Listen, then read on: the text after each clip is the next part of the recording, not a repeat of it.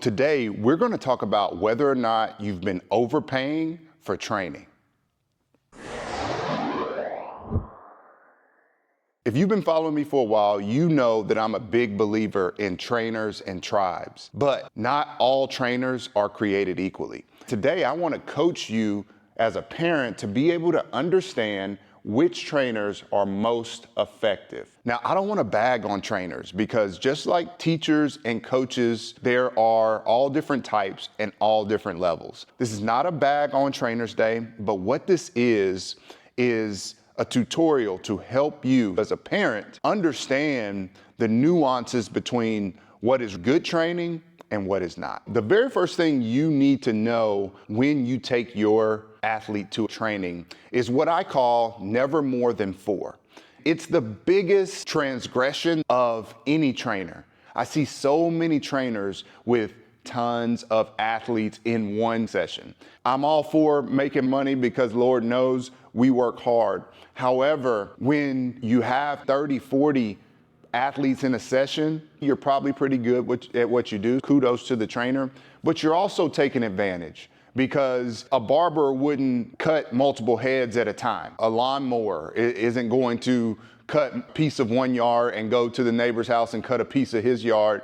They're going to devote their full attention to that client at that time. Now, I'm a big believer in group training. I think group training is needed. I'm not suggesting that every single training session should be a private session.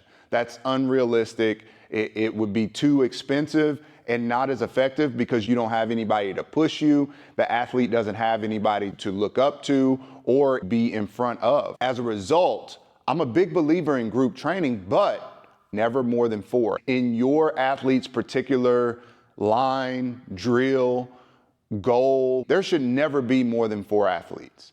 This means in an hour to an hour 15-minute setting, they're going to get a maximum number of reps. This means they're going to get individual attention.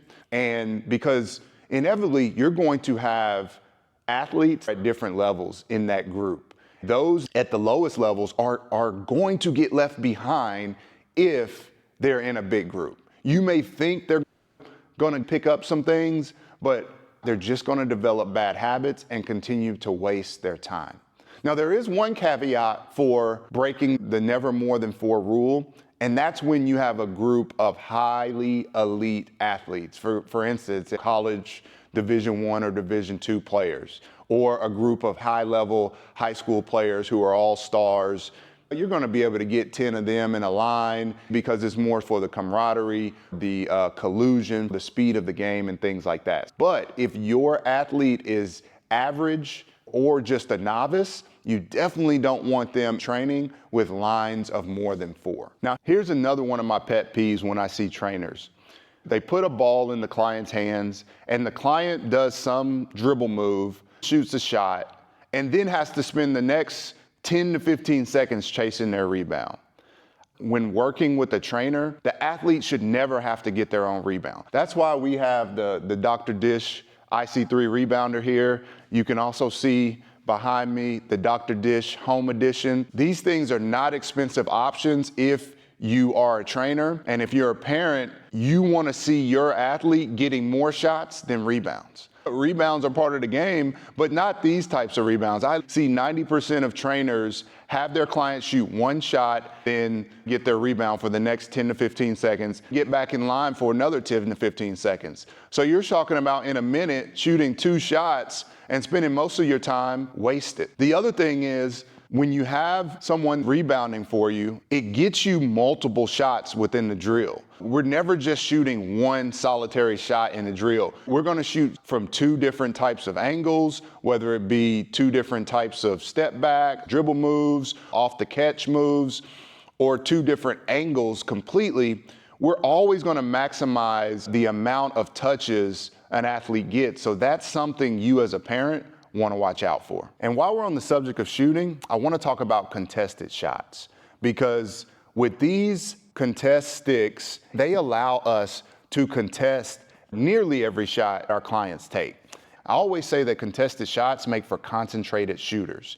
If your athlete is just going against air at all times, and there's never a component of the workout in which their shots being contested, or they're being bumped off the dribble, or they're distracted by a defender, that training is not a high level. When they get in the game, somebody's going to be defending them. A good high-level trainer is going to add this component in. Now, I will tell you, there are workouts where not every single shot is contested, but we're always going to have a component of the workout where shots are being contested, and sometimes even where the dribble is being contested.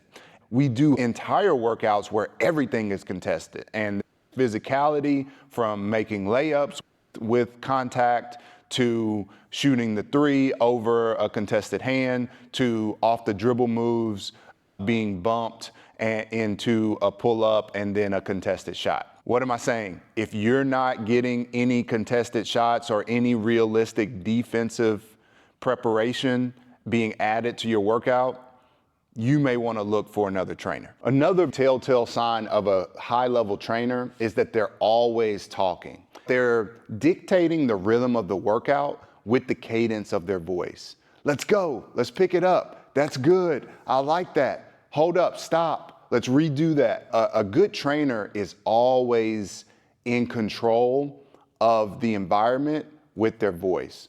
I see a lot of trainers who have 40 kids in a gym. They're not able to reach them all with their voice. They're not able to control the cadence and energy of the workout in a consistent environment. The other thing you'll see a good trainer do is from time to time, whether it be at the end of the workout, stopping the workout completely, or even at the beginning, help the athletes understand what they're lacking in that moment.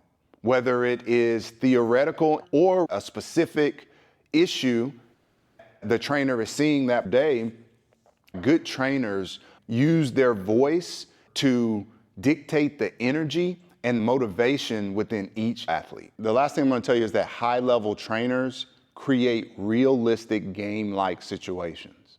You see a lot of trainers just putting a ball in the athlete's hand, the athlete's going, making a move, and going to make a shot. That's not real basketball. In fact, that's less than 5% of basketball, no matter what level you're on. You watch the NBA, you watch college, you watch high school level ball, even go to the local YMCA. There's only going to be 2 players on any given team who have the opportunity to go one-on-one and just grab the ball and go by people. High level teams have movement. They have flow in their game. There may be a down screen. There may be a rebound. There may be a pass and go away from the ball, then come back to get the ball after setting a screen. There may be a zipper cut to get the ball. There may be a flare cut. There may be a drive and drift. There may be a pick and roll. All of these things are making the game more realistic.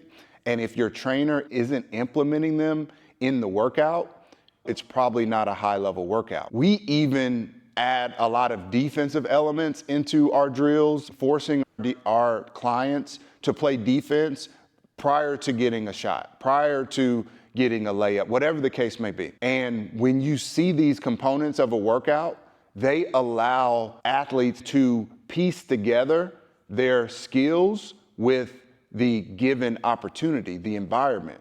It's application, right? They began to apply what they know in different given circumstances. So if you're just seeing the trainer throw your athlete a ball and having them make a Kyrie Irving move, having them make some Steph Curry move, probably not a high-level trainer. But what if your trainer isn't high level? What do you do? Well, you don't leave if you don't have another option, because having a ball in your hand a couple days a week is usually better than not, particularly if your athlete likes the training.